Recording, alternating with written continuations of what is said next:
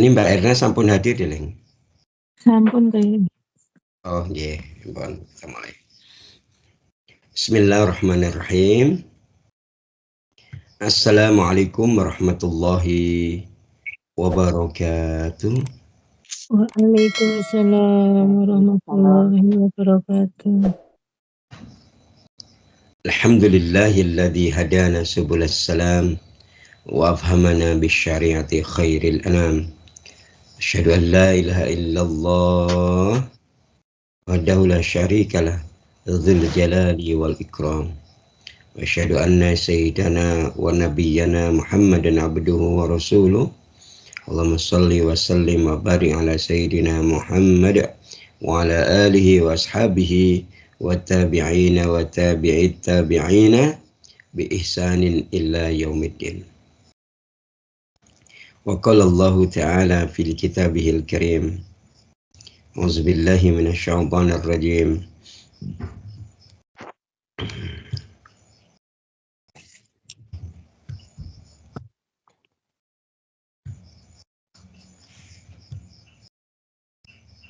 Wadhkur 'abdana Ayyub idh nada rabbahu anni massaniya syaitanu binusbi wa 'adzab.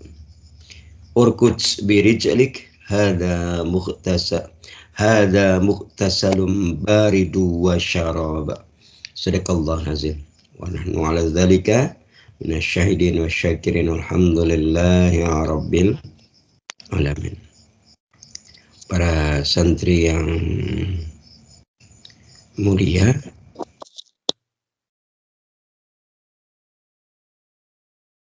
awali kajian kita di Sabtu yang penuh dengan keberkahan ini dengan bersama-sama membaca basmalah.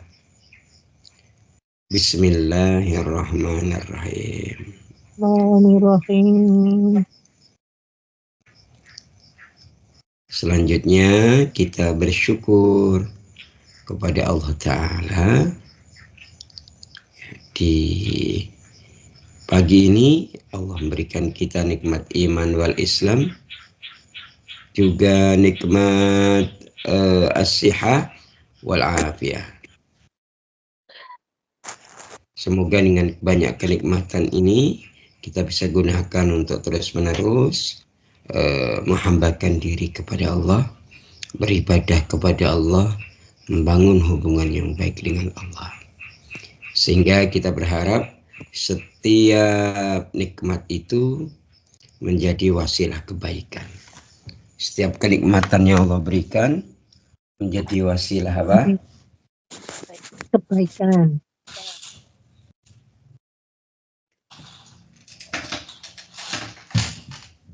Apa yang dimaksud dengan wasilah kebaikan?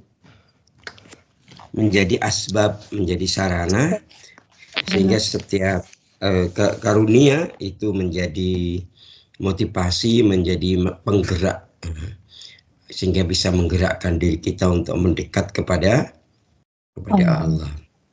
Apakah ada karunia atau kenikmatan yang kadang disalahgunakan oleh makhluk sehingga makhluk itu semakin jauh dari Allah? Tentunya ada. Maka banyak sekali di dalam Quran kalimat la tashkurun. Banyak orang yang tidak pandai bersyukur. Kemudian kita bersalawat dan salam semoga Allah limpah curahkan kepada junjungan kita baginda Nabi besar Muhammad sallallahu alaihi wasallam dan juga kepada pengikutnya hingga akhir zaman nanti. Ibu-ibu, para santri yang mulia, mau bertanya apa kabar pagi ini? Alhamdulillah. Baik. Oke, baik. Ya, sehat semua ya ibu-ibu ya. Amin. Ya, alhamdulillah. Pagi ini kita akan melanjutkan kajian kita dan kita sudah masuk ke bab tentang golongan atau umat atau seorang hamba yang radhiyah, yang Allah ridho kepadanya dan dia ridho kepada Allah. Dan kita sudah masuk edisi Al-Anbiya atau para para nabi. Dan pembahasan kita kemarin sudah masuk Nabi siapa? Ayub. Nabi Ayub. Nabi Ayub. Nabi Ayub alaihi salam. Nah, kemarin kita sudah sedikit menyinggung untuk Nabi Ayub ini. Jadi Nabi Ayub ini kalau dari sisi apa namanya nasab ya, sudah yang kemarin ya. Jadi dari si nasab itu Nabi Ayub itu nabi yang merupakan keturunan dari siapa? Nabi Ibrahim alaihissalam ya. Nabi Ayub itu dari keterangan yang paling kuat, Nabi Ayub itu adalah keturunan Nabi Ibrahim alaihissalam. Kenapa Ustadz sampaikan begitu? Karena ada pendapat bahwa Ayub itu bukan keturunan Nabi Ibrahim, tapi keturunannya pengikut Nabi Ibrahim yang soleh. Ada yang gitu. Tapi di antara pendapat itu, pendapat yang paling dominan, Pak, yang kuat adalah siapa tadi? Putra keturunan dari Nabi Ibrahim. Nabi Ibrahim alaihissalam. Dari siapa? Dari keturunan Nabi Ibrahim dari anaknya yang bernama Ishak. Ishak, itu ya. Ishak itu punya anak dua, kan itu kemarin ya, betul ya? Nah, anak sulung itu anak pertamanya namanya Yakub. Ish ya. Ish ya, atau Aish ya. Ish atau Aish gitu ya. Nah, anak keduanya baru ya Yakub gitu ya. Nah, dipertegas bahwa Aish ini kemudian punya anak namanya Rum gitu ya. Nah, dari sini jadi Aish punya anak namanya Rum punya anak namanya Tawakh punya anak namanya Amus punya anak namanya Ayub. Jadi begitu. Nah Nabi Ayub ini garisnya dari Ishak, dari anaknya yang namanya Ish ini. Sedangkan anak keduanya si Yakub tadi siapa namanya? Anak keduanya Ishak namanya Yakub. Nah Yakub gelarnya Israel gitu ya. Sehingga dari sini 12 anak Yakub dari 4 istrinya ini anak keturunannya disebut dengan Bani Israel. Sedangkan anak keturunannya Aish bukan Bani Israel. Gitu ya. Dari sini jelas ya? Insyaallah. Nabi Ayub ini adalah nabi yang Allah utus untuk menyampaikan risalahnya setelah Nabi Ibrahim. Jadi masanya setelah masa Nabi Ibrahim alaihissalam dan sebelum Allah mengutus Nabi Musa alaihissalam.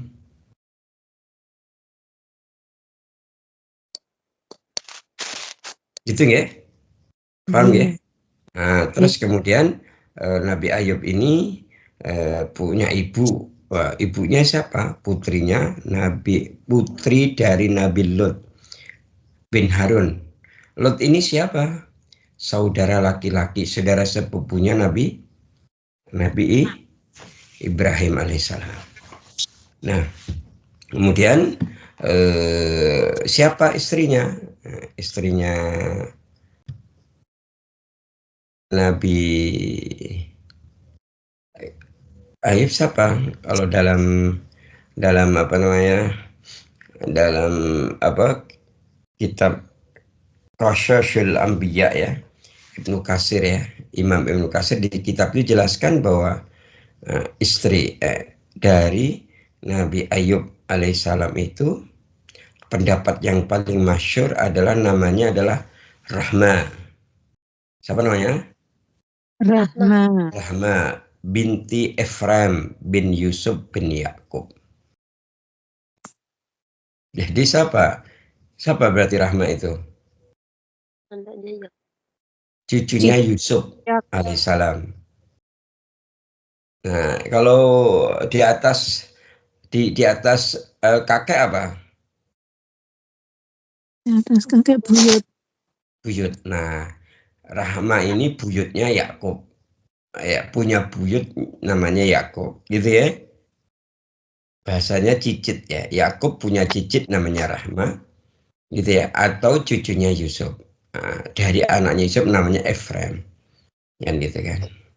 Nah, ini Rahma ini kemudian menikah dengan siapa tadi? Ayub. Ayub. Nah, dari situ kemudian Allah menganugerahkan apa? Anak berapa jumlahnya?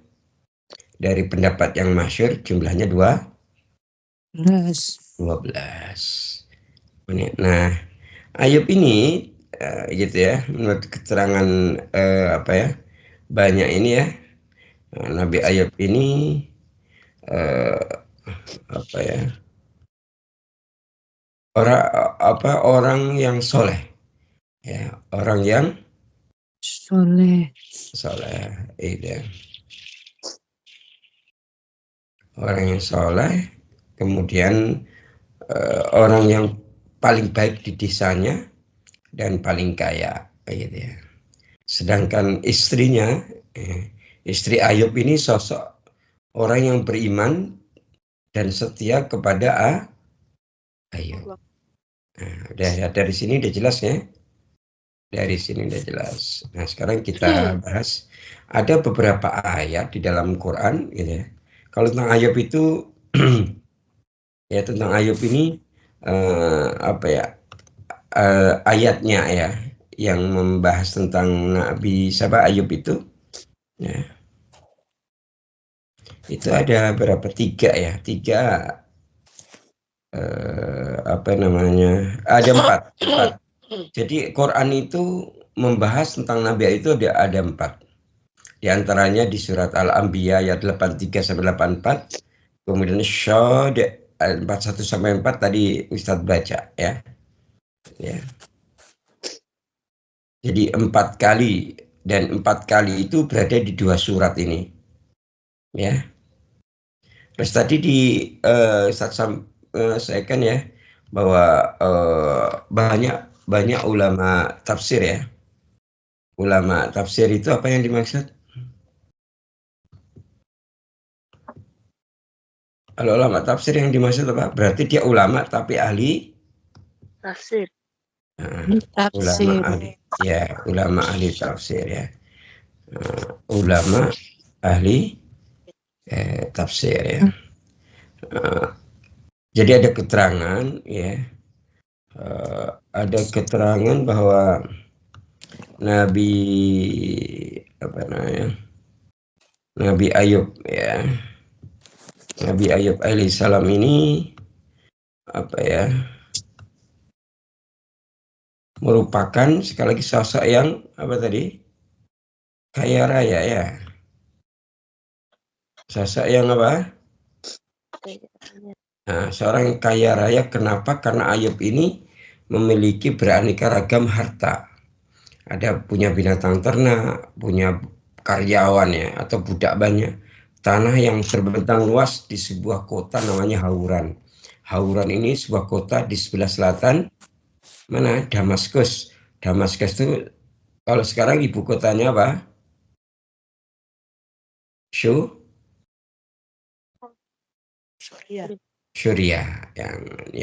yang kota Syuriah ya. Nah, gitu ya. Gitu ya.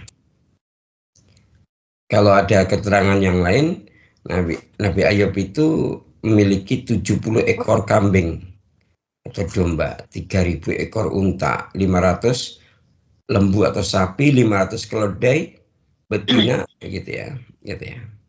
Sehingga sekali lagi Ayub ini orang yang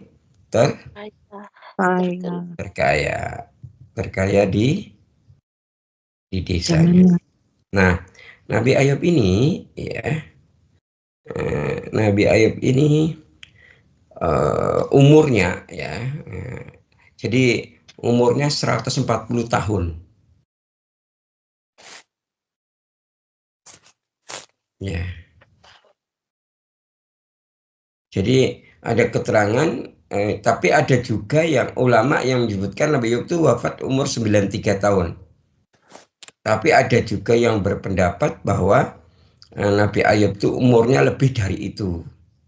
Kenapa? Karena Nabi Ayub itu apa ya? Ketika dia sakit yang lama itu sampai umur 80 tahun.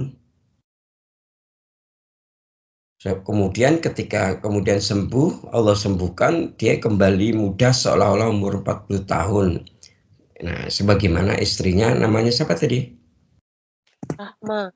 Rahma binti Efraim bin Yusuf bin Yusuf Yakub. bin Yakub. Nah, oke, sudah ya. Nah, sekarang kita akan ini ya, mungkin kita coba apa ya, buka ya. Kita coba buka beberapa ini ya, apa namanya, ayat yang terkait dengan Nabi Ayub ya. Baru nanti kita buka beberapa kitab ya, gitu ya. Jadi yang pertama adalah tadi terkait dengan bahwa Nabi Ayub itu keturunan siapa? Keturunan Ibrahim. Nabi Ibrahim. Nah, gitu ya. Nah, kalau itu terdapat dalam surat Al-An'am. Surat Al-An'am surat ke-6 ayat 84 ya. Di situ Allah jelaskan bahwa Bismillahirrahmanirrahim, wa wahabna lahu ishaqa wa yaqub kullan hadaina wa nuhan hadaina min qablu wa min dzurriyyatihi Dawuda wa Sulaimana wa Ayyuba wa Yusufa wa Musa wa Harun wa kadzalika najzil muhsinin. Allahumma arhamna bil Quran. Dan kami telah menganugerahkan kepada Ishak dan Yakub kepadanya. Kepada masing-masing telah kami beri petunjuk, dan sebelum itu kami telah beri petunjuk kepada Nuh dan sebagian dari keturunan Nabi Ibrahim. Siapa keturunan Nabi Ibrahim? Di sini disebutkan Dawud, Sulaiman, Ayub, Yusuf, Musa, Harun. Ya. Nah, yang demikian kami beri balasan kepada orang yang berbuat baik. Ayat ini menegaskan kepada kita bahwa Ayub adalah keturunannya siapa? Nabi Ibrahim ya.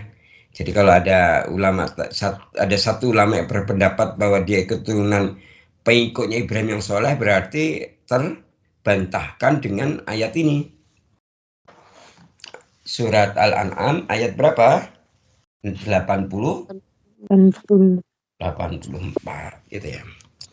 Kemudian ada kalau dalam apa kitab namanya kitab Tafsir Al-Munir. Kitab apa? Tafsir Al-Munir. Ya, jenengan harus tahu ya siapa penulisnya, Syekh Wahbah Zuhaili. Sinten? Wahbah Julaihi. Syekh Wahbah Zuhaili pakai zain Zuhaili ya. Nah, beliau menafsirkan surat Al-An'am surat ke-6 ayat 84 ini.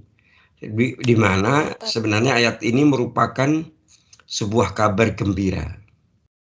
Kabar gembira bahwa nanti ada kelahiran seorang anak laki-laki dari anaknya Ibrahim gitu ya. Namanya Ishak. Nah, gitu. Dari istrinya yang namanya Sarah.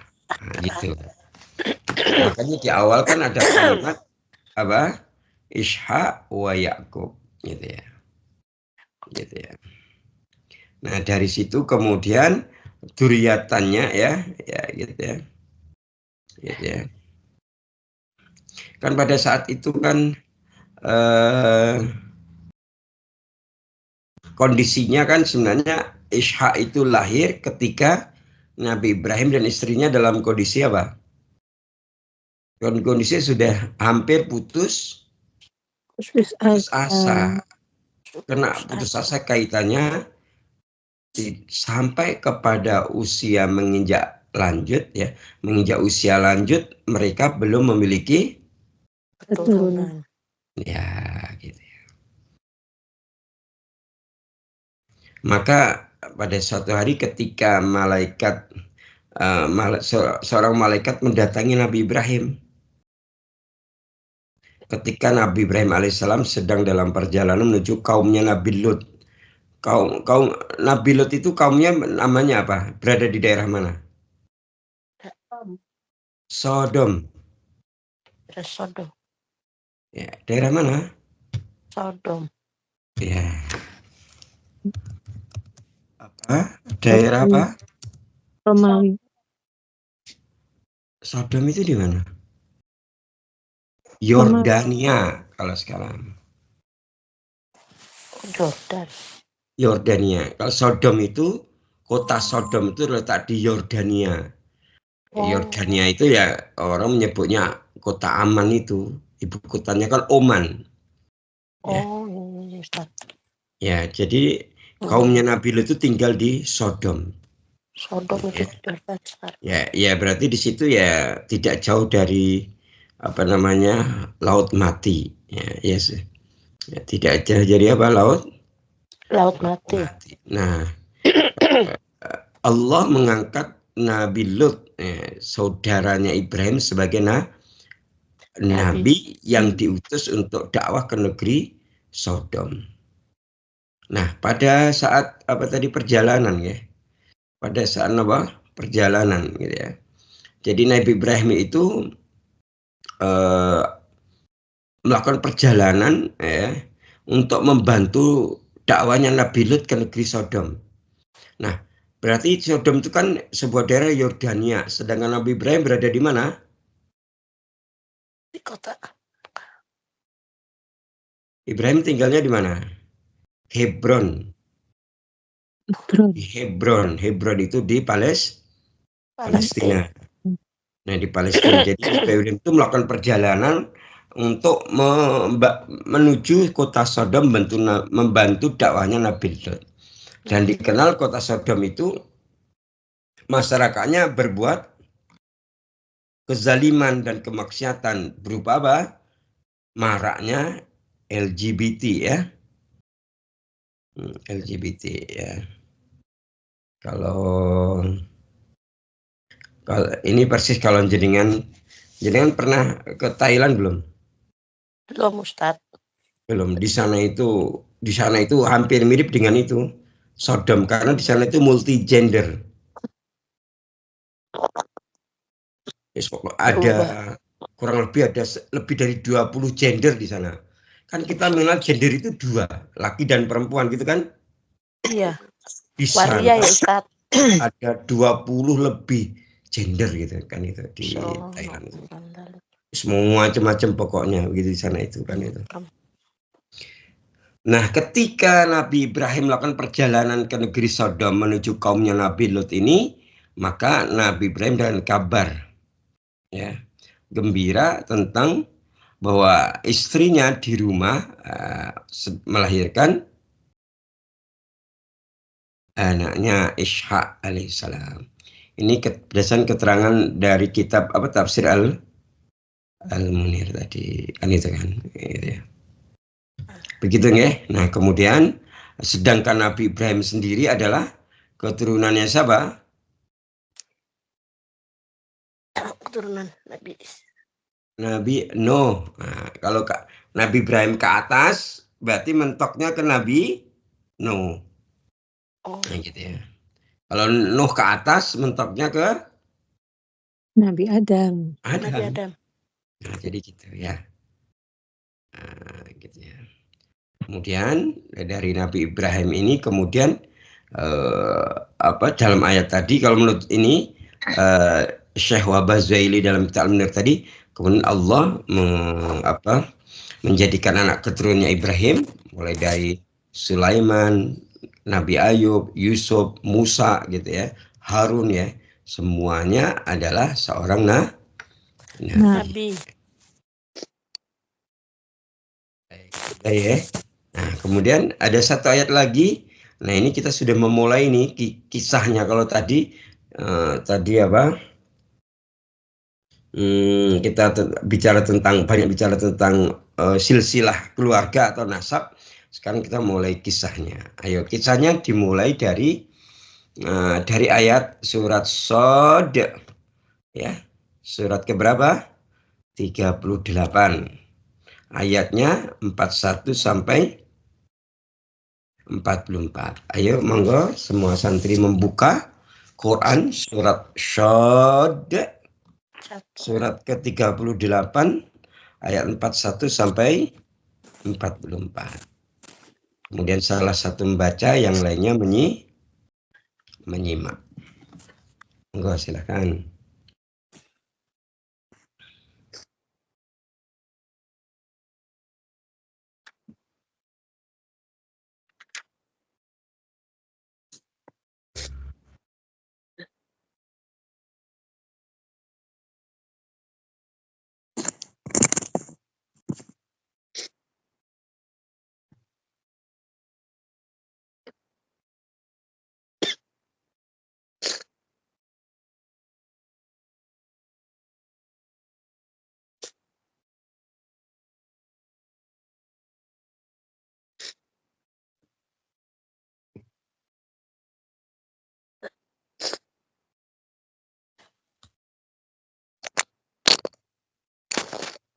Monggo jangan sampun kepanggih, sakit langsung diwaos nggih.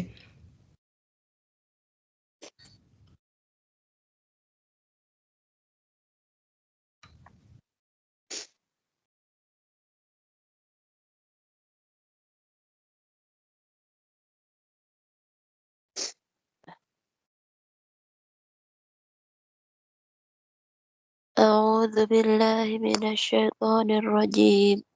Bismillahirrahmanirrahim. Wadhkur abdana Ayyub idh nada rabbahu anni massani asyaitanu binusbin wa azab. Urkud birijlik hadza mughtasalun baridun wa syarab. Wa wahabna lahu ahlahu wa mithlahum ma'ahum rahmatan minna wa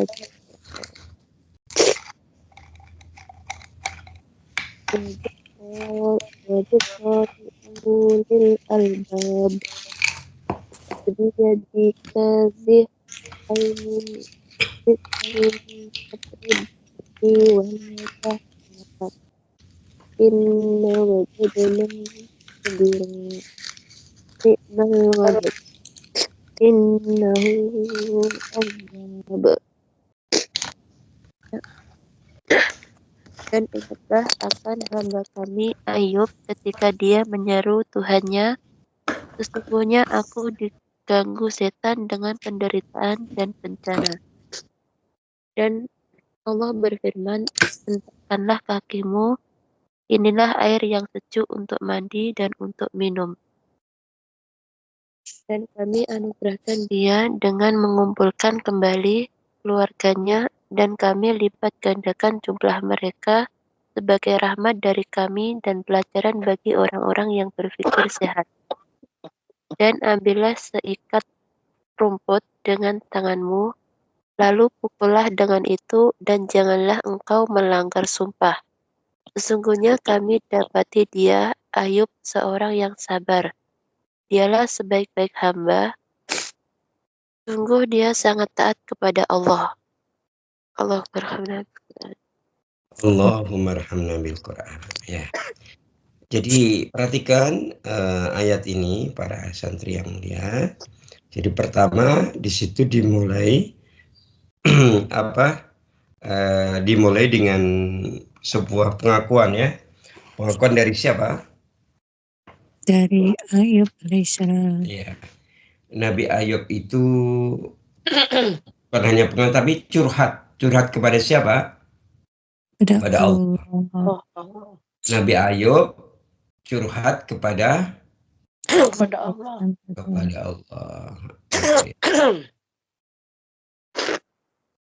Suratnya pripun? anni massaniya syaitanu binusbi wa adzab. Gitu. Sungguhnya aku diganggu setan dengan kepayahan dan bencana. Gitu ya. Hal ini karena setan ini memiliki sifat hasad. Sifat napa? Hasad. Hasad. Dengki. Hasad niku napa? Dengki. Dengki. Syirik. Dengki kepada siapa? Kepada Ayub, pada manusia. Kepada, dalam hal ini kepada siapa? Ayub. Kepada Ayub. Kepada apa kedengkiannya di apa, di mana, pada aspek apa gitu loh. Kedengkian dari siapa tadi? Setan. Jadi kan ada penjelasan bahwa Nabi Ayub itu kan memiliki kesalehan yang luar biasa. Gitu ya. Kesalehan. Ya. Jadi awalnya bukan sabarnya yang ditunjukkan Allah, tapi kesalehan. Nah, kesalehan itu kemudian apa ya?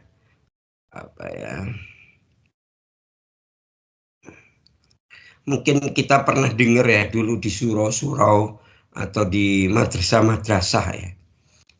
Kisah para kiai bahwa Nabi kan Allah itu kan membanggakan kesalehan Ayub di hadapan siapa? Iblis gitu ya. Itu ya.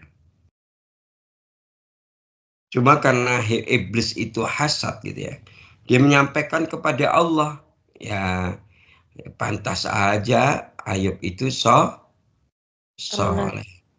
Kenapa? Karena Allah, engkau ya Allah memberikan kenikmatan. Maka disebut dengan orang yang paling kaya. Jadi tidak hanya itu, dia itu paling taat kepada Allah gitu. Kan itu. Karena sehingga begitu banyaknya nikmat yang Allah berikan kepadanya, ya pantas aja dia itu soleh. Itu hasadnya dari iblis. Gitu ya. Maka apa yang terjadi setelah itu ya akhirnya Allah apa ya kalau di Ibnu Katsir ya dalam Qasasul Anbiya itu akhirnya Allah ketika membanggakan kesalehannya Ayub di hadapan iblis gitu ya, akhirnya iblis itu mengatakan gitu kepada Allah, ya Rob gitu ya, mungkin Ayub itu soleh karena karuniamu gitu ya.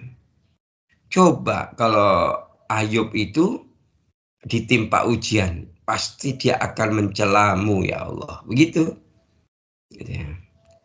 Maka di kitab ini kemudian Allah kemudian berikan kekuasaan pada iblis untuk apa? Menguji Ayub. Menguji Ayub dengan meniupkan sebuah penyakit, penyakit kulit, ya, gitu ya, yang tidak menular penyakit kulit ini, gitu ya. Tapi penyakit kulit itu tersebar di seluruh tubuhnya, dari kepala sampai kaki. Sebagian ulama menyebutkan penyakitnya yang namanya cacar itu. Gitu ya. Nah, itulah kenapa tadi di ayat tadi disebutkan bagaimana kalimatnya tadi? Kalimatnya gimana? Ani masaniyasyaitanu binisbi wa adzab. Sesungguhnya aku diganggu setan dengan kepayahan dan bencana. Penjelasannya itu. Nah, gitu ya. Berapa lama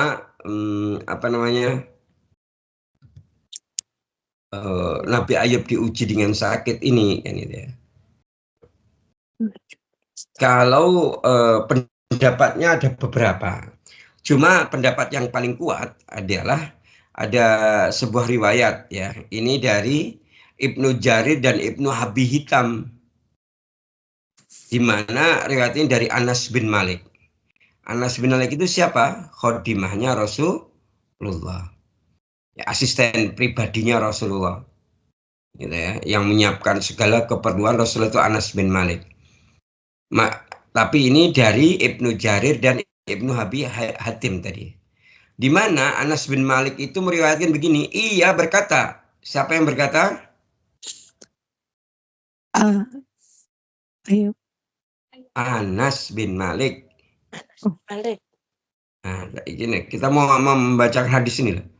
Anas bin Malik, ia berkata bahwa Rasulullah SAW bersabda, Nabi Ayub itu, kata Rasulullah, Nabi Ayub menjalani penderitaan yang menimpanya selama 18 tahun. 18 tahun. Akibatnya semua orang, baik kerabat maupun orang-orang asing menjauhinya, gitu ya. Menjauhinya, gitu. Tidak ada yang mendekat, gitu ya. Kalau Nabi Ayub itu, kalau zaman sekarang itu, dia itu aslinya seorang ya apa namanya, orang yang sangat terkenal di dunia sosial media kalau konteks sekarang itu seperti itu, di mana followernya sangat banyak. Tapi begitu Nabi Ayub sakit, hampir semuanya followernya unfollow, wah gitu ya, sehingga Nabi Ayub ya, nah itu. Nah hal ini dipertegas pula penjelasan dalam kitab Hilyah Al-Auliya. Hilyah Al-Auliya. Kitab napa? Hilyah Al-Auliya. Ya, sinten ingkang napa niku Mas ingat? Penulisnya sinten?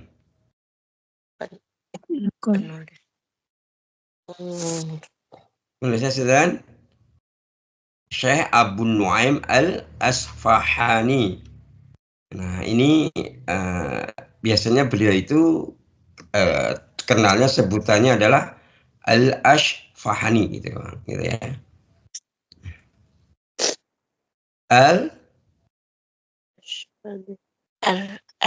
Siapa? Asfahani. Ya. Al-Asfahani. Nah, kitab ini terdiri dari 11 jilid. Berapa jilid? Mohon maaf, salah Ustaz. Terdiri dari 26 jilid, bukan 11. Jadi 26 jilid, tebal-tebal gitu. Ini kalau jenengan dibeli kemudian apa namanya, dari masih tulisan aslinya yaitu berbahasa Arab, harganya 3,3 juta.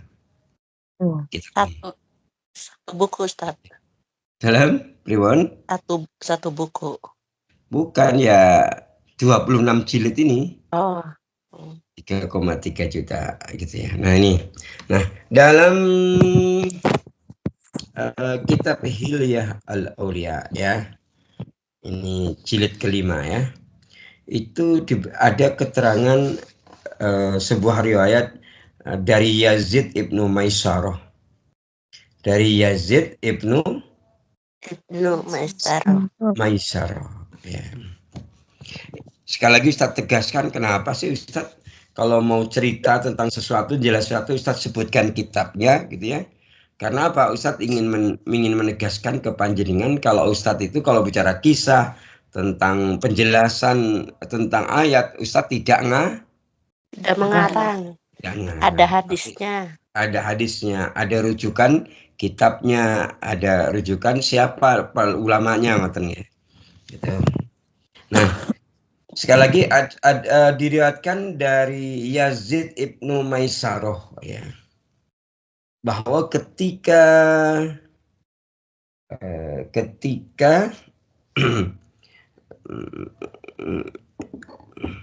ini Ustaz, Ustaz sambil nerjemahin ya.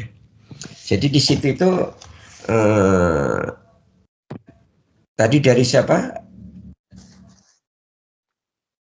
Yazid ibnu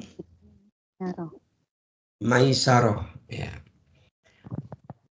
Bahwa beliau berkata bahwa ketika Nabi Ayub alaihissalam diuji oleh Allah dengan ujian berupa kehilangan semua harta, kemudian semua anggota keluarganya, sehingga tak ada sesuatu pun yang tersisa.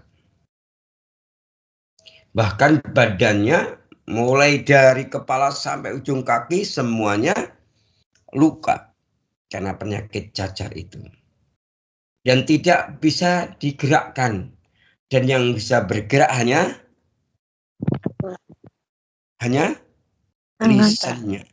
lisannya. Maka ketika Nabi Ayub diuji demikian, maka yang Ayub lakukan apa? Justru ia makin tekun memuji, berzikir kepada Allah. Memujinya, mengagungkannya. Gitu. Ya. Bahkan Nabi Ayub sering berkata, aku memujimu, ya Rob yang Maha Kuasa, yang telah berbuat baik kepadaku. Gitu. Kan kita kan pembahasan kita tentang Nabi yang Allah ridho kepadanya, dan Nabi itu ridho kepada Allah. Bentuk Nabi Ayub itu ridho itu apa terhadap Allah? Nah ini ketika diuji demikian luar biasa, semua anaknya meninggal gitu ya, rumahnya hancur, harta kekayaannya habis gitu. Bahkan dia itu kan punya perusahaan besar dan karyawannya banyak. Semua karyawannya meninggalkannya begitu ya. Akhirnya dia berada di perasingan karena memang apa? Memang iya, orang-orang sudah meninggalkannya. Bahkan ada kisah ketika di perasingan itu hanya ditemani istrinya namanya Rahma. Kemudian Rahmalah yang keluar bekerja, di antaranya di pembantu Rahma itu. Tapi ketika majikannya tahu dia istrinya Ayub, maka dia mengeluarkannya, nggak mau gitu. Majikannya bilang nanti malah kami ketularan sakitnya Ayub, suamimu gitu. Istrinya Nabi jadi pembantu, tapi diusir. Kenapa diusir? Karena mereka takut. Sampai segitunya gitu ya. Maka ketika Nabi Ayub mendapatkan sakit atau ujian yang demikian, apa yang dia katakan? Ya, aku memujimu ya Allah, wahai Rabb yang Maha Kuasa, yang telah berbuat baik kepadaku, gitu ya. Diuji dengan sakit begitu, dia ngomong, aku memujimu ya Allah karena engkau telah berbuat baik kepadaku. Gitu.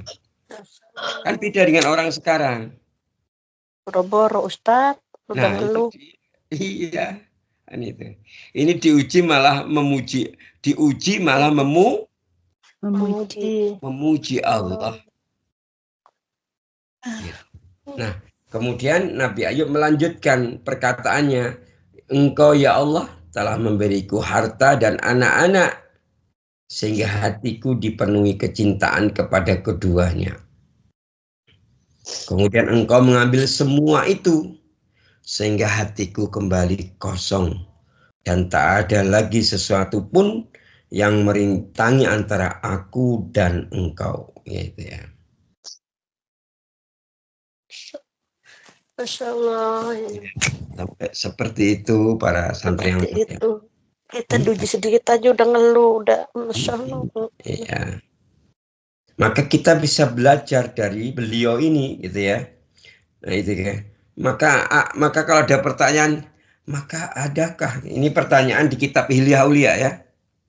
maka adakah orang yang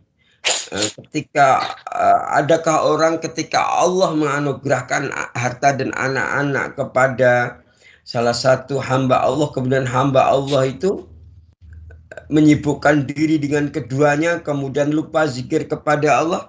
Ada nggak kira-kira hamba yang begitu? Ketika dianugerahi harta dan anak-anak justru sibuk dengan harta dan anak itu sampai lupa kepada Allah. Ada mbak? Banyak Ustaz. Banyak Ustaz. Gitu ya.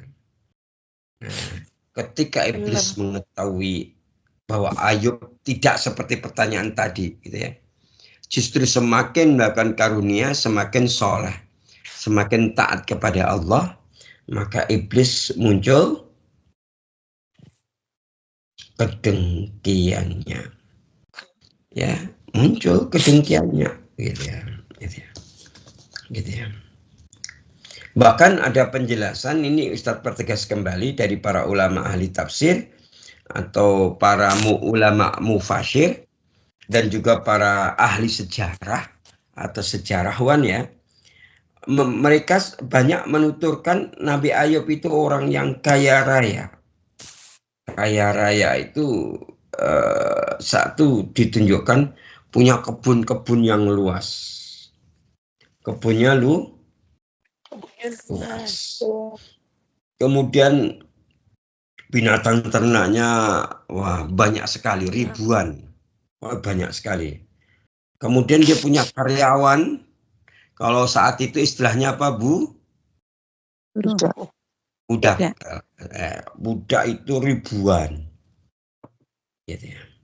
Bahkan Nabi Ayub itu juga dikenal kalau istilah sekarang tuan tanah. Karena apa? Nabi Ayub itu memiliki tanah yang sangat luas di daerah di kawasan Hauran, gitu ya. Hauran tadi sebelah selatan kota Damaskus, kota Suriah.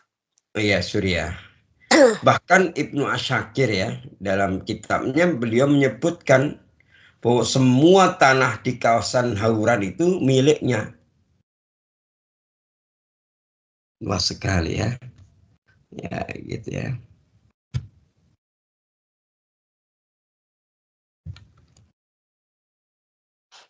Jadi semua tanah di mana tadi? Di Damaskus milik ya. Nabi Ayub. Ya. Tadi yang bilang sinten niku? Ibnu? Saya Ustadz. Bukan kan? Ya tadi ya tadi ulamanya sinten yang menuturkan bahwa semua tanah di daerah Hauran itu miliknya. Siapa tadi Ustaz sebutkan? Ibnu Asyakir. Nah, nama ulamanya Ustaz. Jadi jadi gini, Ibnu Asyakir itu kan beliau itu kan namanya terkenalnya itu.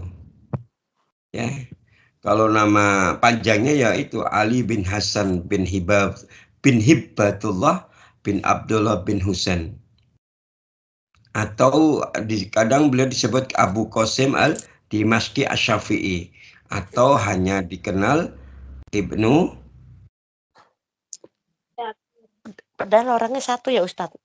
Oh iya, beliau itu seorang ulama ini ulama sekaligus seorang al-hafiz ya. Itu.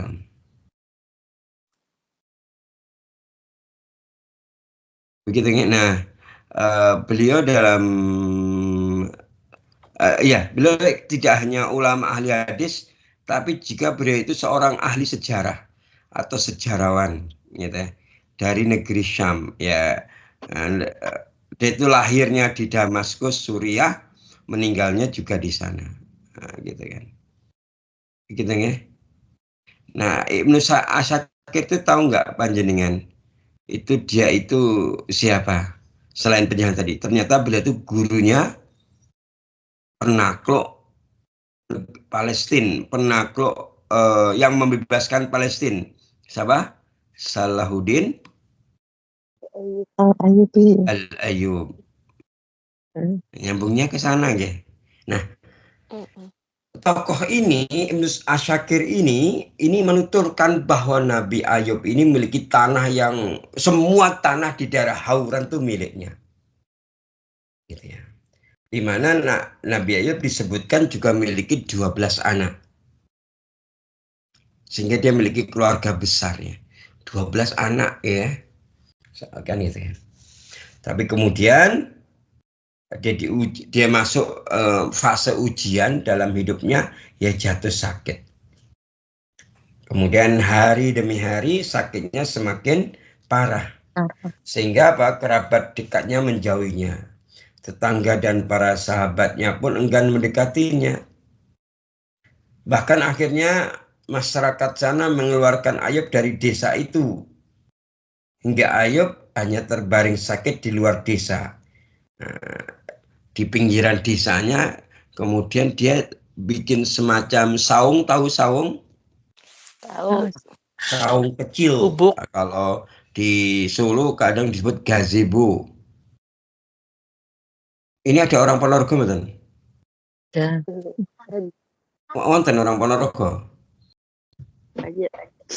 Nah, orang Ponorogo nyebutnya cakro. Cakro. Iya. Gitu ya? Iya, yang biasanya cakro itu buat tempat pos kambling kalau dulu. Buat nongkrong, buat ngopi, buat ngerokok gitu ya. Kalau Angkringan. kalau di tempat saya namanya jondol, Ustaz. Nah ya, pokok gitu ya. Jadi itu bangunan yang sederhana dari kayu atau dari bambu begitu ya.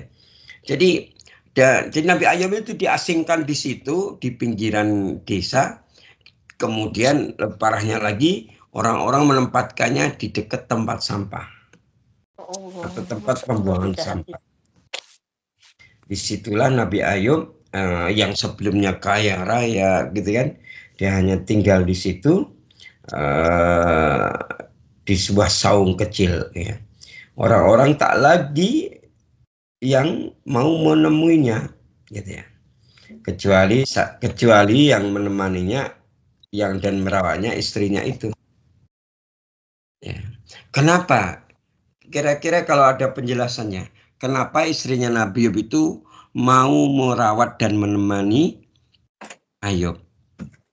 Ternyata ada penjelasan alasannya, karena istrinya ini, si Rahma ini, selalu ingat akan kebaikan dan kasih sayang Ayub selama hidupnya sebelum sakit. Jadi ternyata Nabi Ayub itu sosok suami yang perhatian, romantis, kasih sayang yang luar biasa sama istrinya ini. Nah, gitu ya. Maka begitu Nabi Ayub sakit, semua orang meninggalkannya, tapi istrinya tetap setia untuk merawat dan menemaninya. Gitu ya. Nah, ketika di pengasingan ini ya, kalau bahasa sekarang di karantina ya, gitu ya. Ini istrinya tiap pagi keluar untuk bekerja gitu ya. Biar sampai dia pernah bekerja jadi apa tadi? Pembantu. Kemudian setelah itu dia dibayar, dapat ujroh atau dapat upah. Setelah itu untuk membeli kebutuhan suaminya sakit, makanan dan seterusnya gitu ya. Namun, ada namunnya ya. Makin hari kalau di ini ya, di Hilyah Aulia, makin hari istrinya ini makin kesulitan bantu Ayub karena hartanya telah habis gitu ya. Maka sekali lagi ia kemudian nyari kerjaan lagi. Ya. Dia nyari pekerjaan apa saja yang bisa menghasilkan uang, yang itu digunakan untuk memenuhi kebutuhan suaminya yang lagi sakit. Ya. Dan Rahma ini dikenal wanita yang setia menemani Ayub dan bersabar. Meski sebelumnya dia menjadi nyonya di rumahnya, nyonya besar di rumahnya. Kan pembantunya banyak sekali di rumahnya dulu. Gitu ya. Nyonya besar kan itu kan.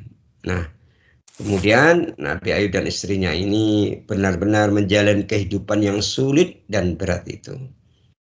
dan penuh kesabaran. Padahal sebelumnya kita tahu di kisah-kisah bahwa Nabi Ayub dan Rahmah dan keluarganya ini sangat bahagia kehidupan mereka. Kekayaannya luar biasa, kemakmurannya luar biasa. Gitu ya. Dan itu. Kemudian orang-orang benar-benar setelah dia sakit itu benar-benar menjauhi mereka berdua. Tak ada seorang pun yang mau mendekat, apalagi punya niat untuk meringankan beban kedua suami istri ini. Gitu ya.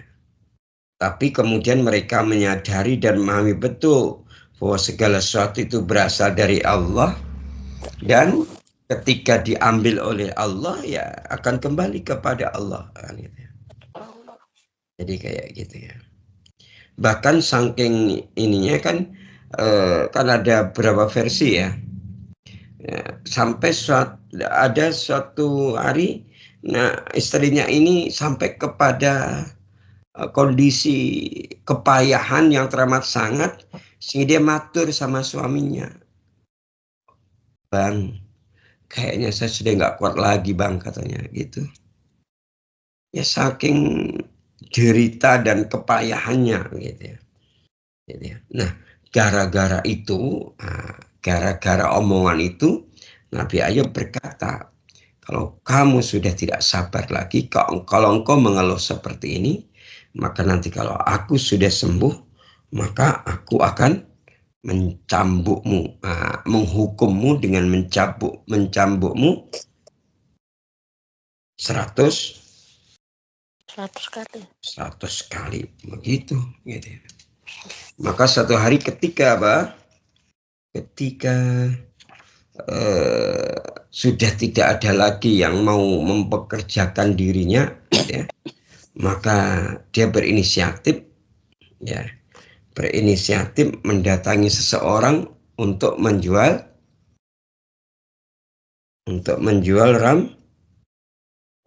rambutnya. Akhirnya rambutnya dijual tuh.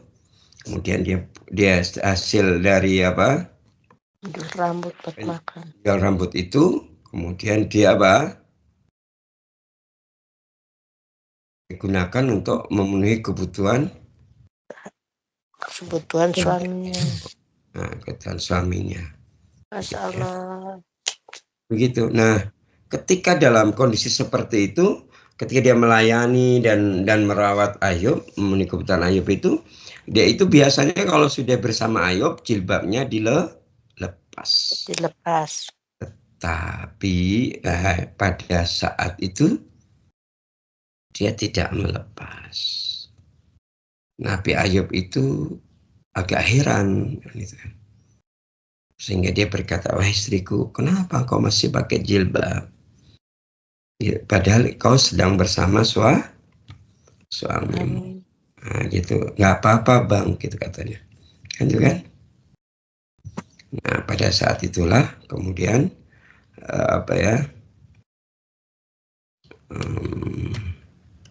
terus Nabi Ayub mendesak siapa?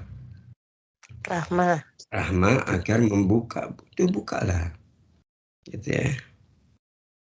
Bukalah gitu ya. Nah, saat itulah maka dibukalah. Nabi Ayub baru paham ya. Baru paham kalau istrinya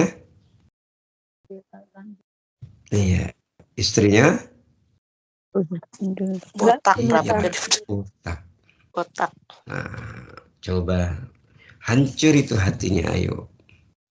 Sedihnya luar biasa gitu ya.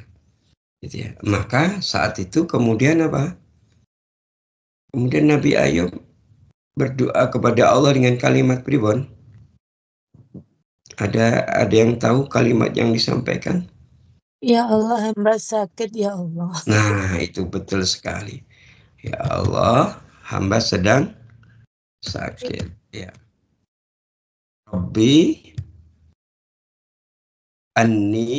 Rabbahu anni massanniyadur wa anta arhamur rahimin. Begitu. Doanya itu. Jadi waktu itu Nabi Ayub berdoa dengan kalimat ini dalam surat Al-Anbiya 83 ya. Jadi ketika dalam kondisi seperti itu dia menyampaikan, ya Allah, sesungguhnya aku sedang ditimpa penyakit. Padahal Engkau Rob yang Maha Penyayang dan dari semua penyayang, melebihi dari semua yang penyayang. Gitu. Penderitaan yang sampai memuncaknya ini, gitu ya, sampai memuncaknya ini, gitu ya, itu tidak membuat Ayub kemudian dengan serta-merta, ya Allah sembuhkanlah penyakitku. Tidak begitu ngomongnya.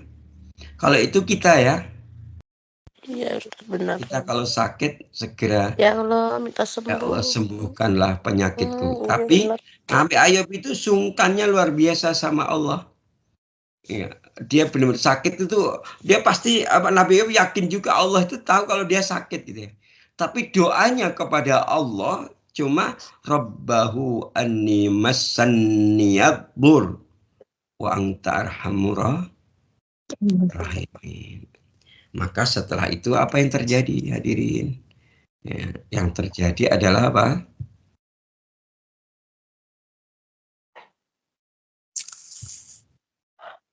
Kira-kira apa yang terjadi setelah itu? Yang terjadi Air untuk mengobati di bawah tempat duduknya. Ya, jadi ketika dalam kondisi seperti itu, tadi dia dibacakan sama Mbak Erna ya, ayatnya ya, surat apa? Syad ayat 41 sampai 44 ya. Jadi begini, saat itu tiba-tiba ya gini, Nabi Ayub itu gini, ketika bermunajat kepada Allah dengan kalimat apa tadi? Rabbahu anni massanniyaddur wa anta arhamu rahim. Gitu ya. Ketika bermunajat kepada Allah seperti itu, maka Allah mewahyukan kepada Nabi Ayub. Gimana mewahyukannya? Urkuj birijlik. Hentakkan kakimu ke tanah. Hadza muktasallum baridu wasyarab. Inilah air yang sejuk untuk mandi dan untuk wasyarab, untuk diminum. Gitu. Jadi gitu ya. Kemudian ya itu akhirnya ini sedikit menambahkan penjelasannya Ustaz.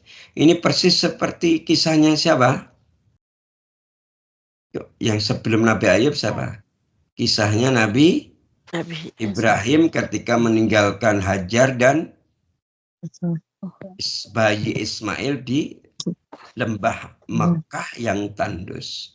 Maka setelah dia lari dari Sofa Marwa, Marwa Sofa sampai 7 kali, kemudian kakinya siapa?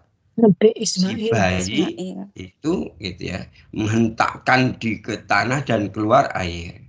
Cuma air yang dihentakkan kakinya Ismail ini masih sampai sekarang masih ada yang namanya air Zam-Zam. Nah begitu juga ketika Allah mewahyukan kepada Nabi Ayub urkus birizlik, ya. Maka di tempat di mana Nabi Ayub bernaung itu memancarkan air yang berlimpah. Kemudian tiba-tiba di tempat di mana Nabi Ayub itu berada terpancar sinar yang indah. Tiba-tiba ada cahaya yang luar biasa terang tapi tidak membuat mata silau. Dan udara pun di sekitar Nabi Ayub itu dipenuhi dengan aroma harum. Nabi Ayub pun melihat malaikat turun ke bumi untuk menemuinya. Kemudian malaikat itu berkata, salam atas Ayub. Allah memberikan salam atas Ayub, hamba Allah yang terkasih. Kemudian malaikat menyampaikan pesan Allah, Ayub, kau adalah hamba yang terbaik. Kemudian Allah mengirimkan salamnya kepadamu dan berkata, aku telah menerima doa-doamu, kata Allah. Aku memberikan pahala kepadamu atas kesabaranmu. Ayub, hentakkan kakimu ke tanah dan basuhlah tubuhmu di mata air yang suci itu.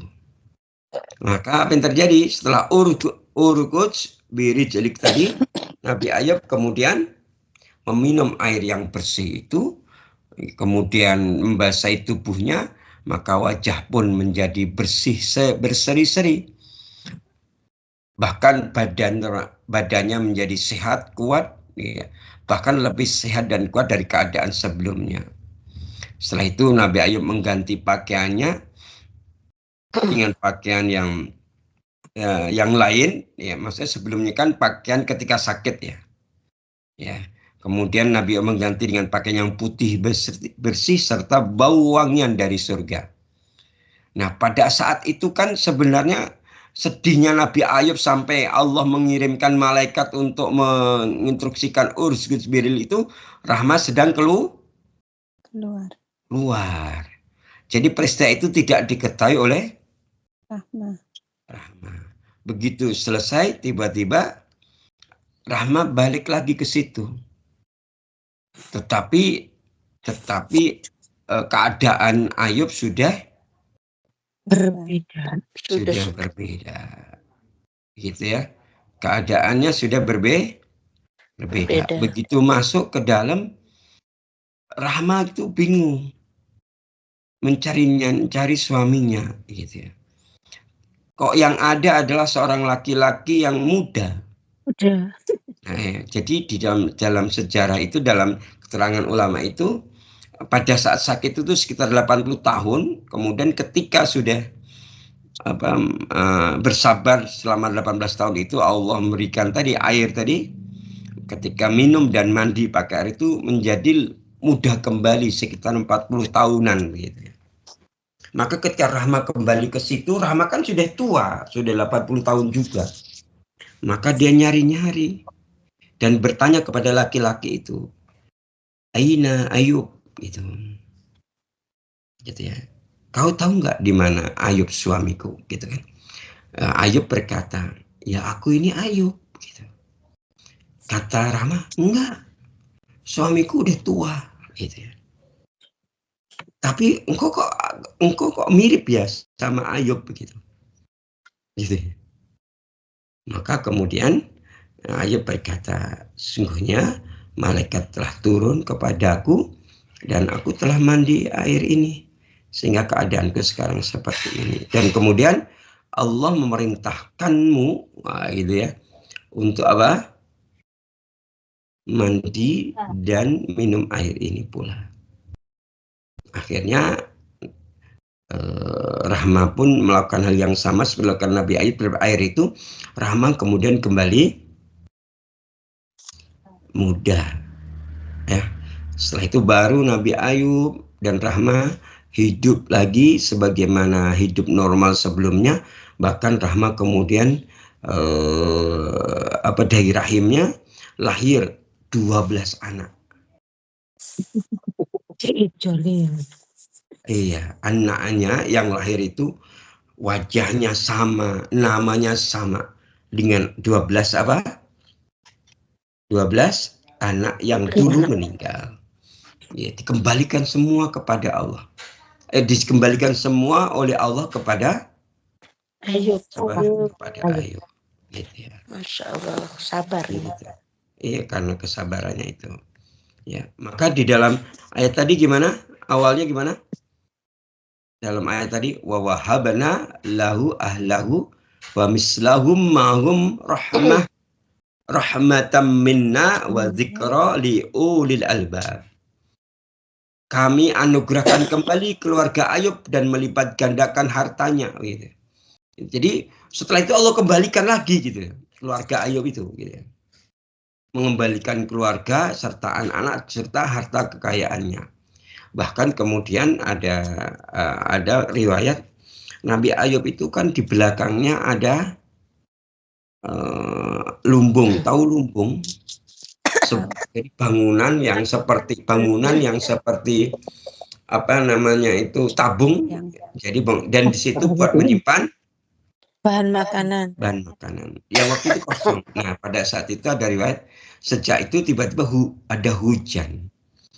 Hujan pertama hujan dinar. Wow. Dan memenuhi memenuhi lumbung yang ada di belakangnya itu. Nah, lumbungnya ada 2. Kemudian setelah penuh lumbung pertama ada hujan lagi, tapi hujan dirham. Dan memenuhi lumbung yang kedua. Begitu. Allah menghidupkan kembali. Kesabaran. Iya, karena kesabarannya itu. Gitu ya. Itu akhirnya ya.